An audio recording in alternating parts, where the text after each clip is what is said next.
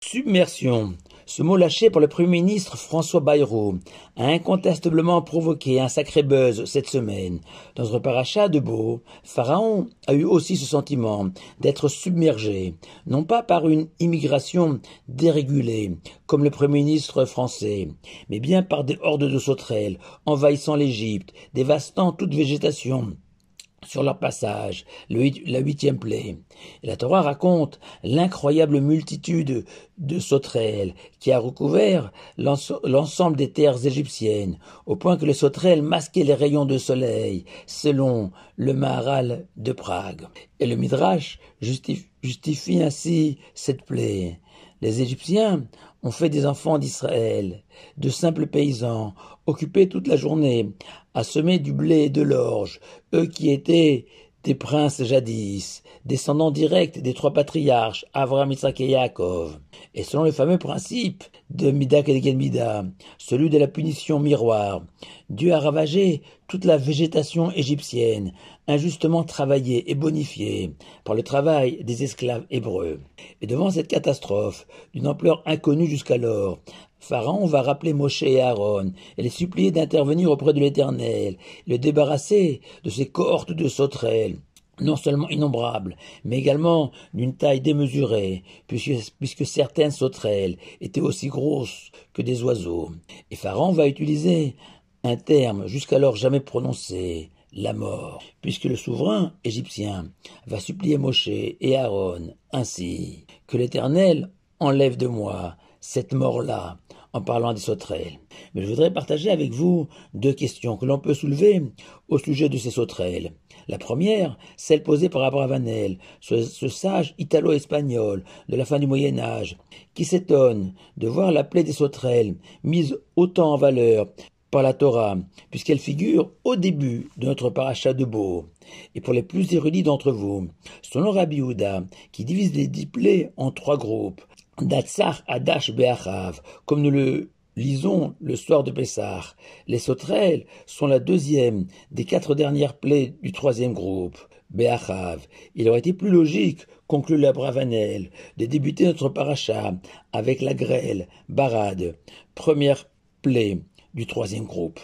La deuxième question, qui peut aussi nous intriguer, est la suivante. Au début de Bo, la Torah raconte que malgré les 7 premières plaies qui ont entièrement ravagé et dévasté l'Égypte, Pharaon s'obstine et s'entête et refuse de céder et de libérer les enfants d'Israël.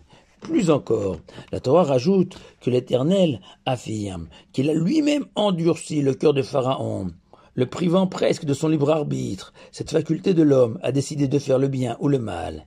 Et c'est précisément à ce Pharaon-là, obstiné, entêté, buté, au cœur en pierre, que Moshe va s'adresser et le menacer de le punir, avec l'envoi d'innombrables sauterelles, recouvrant l'ensemble du territoire égyptien.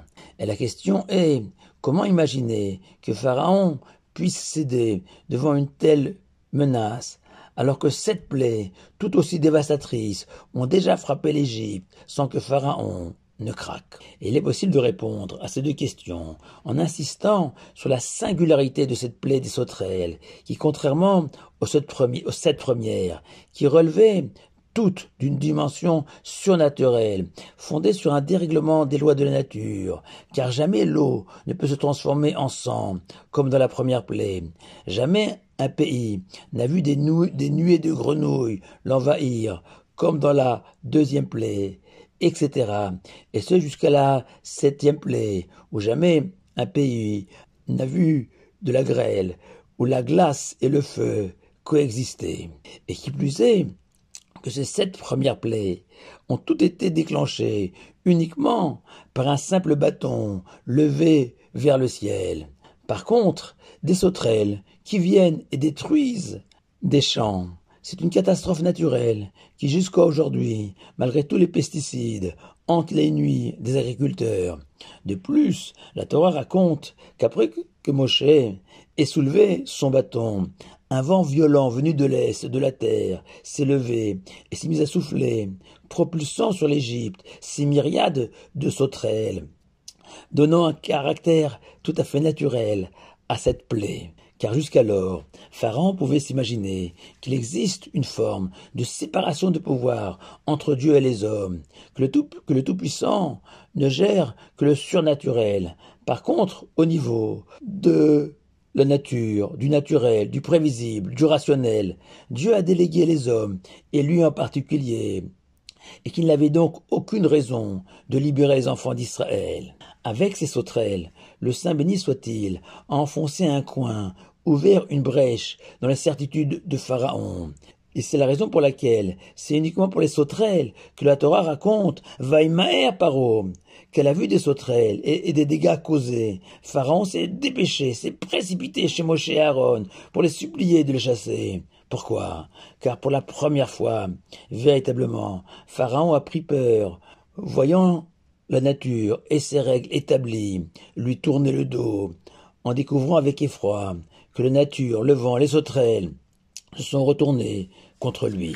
Et pour enfoncer le clou et compléter notre démonstration, c'est à nouveau de manière naturelle que les sauterelles se sont éloignées de l'Égypte, repoussées cette fois-ci, non pas par un vent venu de l'ouest qui a jeté les sauterelles dans la mer des Joncs, bordant l'Égypte, pour bien montrer à Pharaon que Dieu dispose de tous les leviers de la terre, naturels et surnaturels, et que finalement, en réfléchissant, nous sommes tous des petits pharaons, espérant souvent que seule la nature régisse et guide nos pas, occultant que derrière chaque pas, chaque mouvement, le seul moteur, le seul acteur, c'est Dieu.